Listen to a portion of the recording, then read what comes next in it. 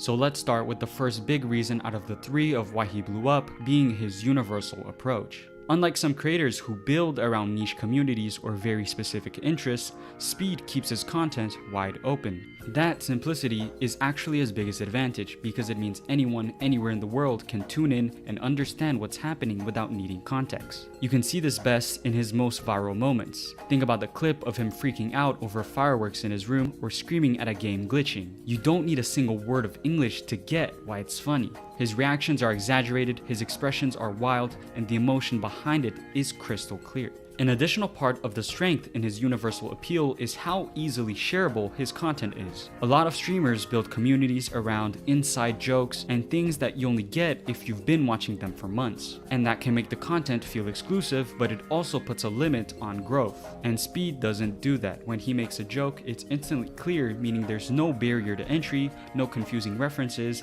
no need to catch up to understand what's happening. This makes his clips perfect for sharing because anyone who stumbles across them instantly gets the joke. And that's the secret behind how virality spreads. And while his universal appeal is what gave Speed global reach, the crucial thing that really allowed him to take off, and the second big reason to his success, is the fact that he is the drama king. And I don't mean that in a negative way, but I mean it in the sense that drama attracts attention and Speed knows exactly how to create it. From the very beginning, his personality was loud, over the top, and unpredictable, and all of that makes him impossible to ignore. Some people might find it obnoxious, but whether you love it or hate it, you can't deny that it is entertaining. But it's not just being loud for the sake of being loud. Speed takes that energy and channels it into dramatic social environments. You see this the most when he's interacting with other streamers or people on camera. And that's the magic of it all, because he turns what could be a normal interaction into something that feels like a full-blown spectacle.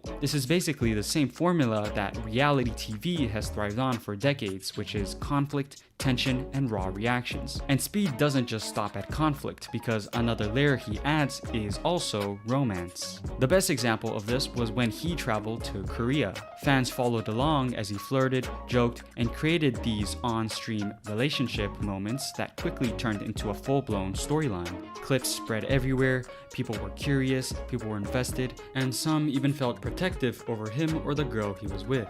And that's because romance is one of the most powerful forms of drama. It instantly raises the emotional stakes, and it's not just the streamer being funny anymore.